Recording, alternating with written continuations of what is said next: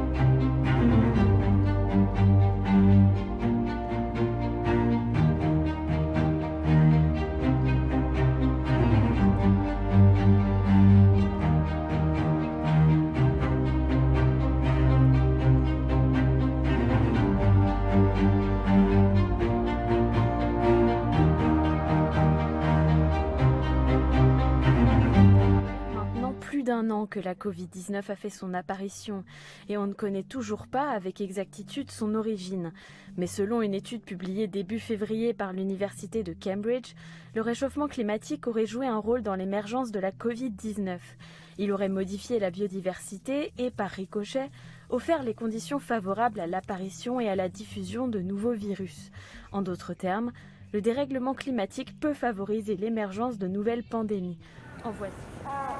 Sans ces millions de visiteurs, Venise pourrait bien être méconnaissable après le passage de la pandémie de Covid-19. Confiné par le coronavirus, le cœur de la ville s'est brusquement arrêté. Cela fait près de 50 jours que Venise n'a pas vu de touristes. Venise pense donc à l'avenir, les mentalités changent, les politiciens locaux veulent passer du tourisme de masse à une économie plus douce, quitte à accepter un quota maximum de visiteurs quotidiens. La municipalité se tourne vers une autre vision du tourisme de masse.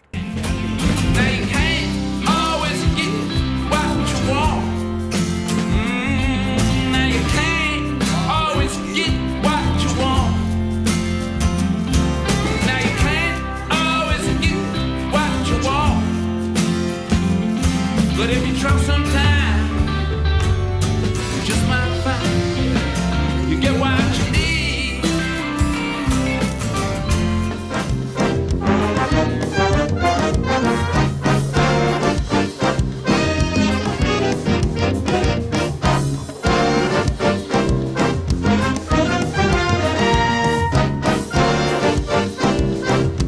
Bonjour à toutes et à tous, j'espère que vous allez bien. Petite conf call du matin pour suivre vos KPIs. Salut Jérôme, je sais que t'es sous l'eau un petit peu en ce moment, mais j'ai vraiment besoin d'avoir ton feedback là sur le dossier Clapec, ça en est où? Oui, bonjour. Alors le dossier Clapec, arrête, lâche-moi, je te dis. Le dossier Clapec, c'est prévu pour la semaine prochaine normalement. J'ai vu les Américains, ils sont au courant, ils vont s'en occuper à partir de la semaine prochaine. Bon, ouais, d'accord. Michel, je t'avais dit go au kick-off il y a un mois, on a vraiment besoin de remplir le pipe, ça te plaît, t'en es où? Ouais, le kick-off est lancé là, je suis en ligne avec lui là, je te rappelle.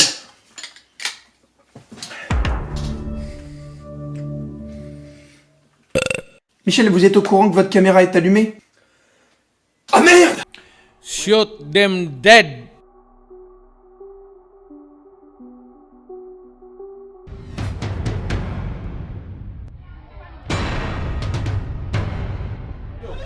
Esse pessoal diz que eu tô errado e vocês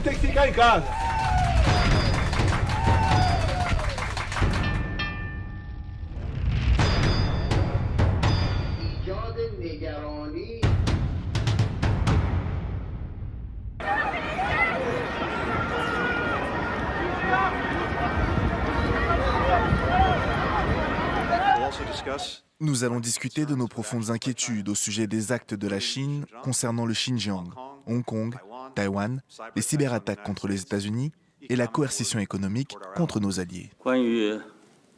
À propos de ces cyberattaques, laissez-moi vous dire, que ce soit concernant la capacité de lancer ces cyberattaques ou bien celle d'avoir les technologies nécessaires pour le faire, les États-Unis sont de toute façon les champions en la matière.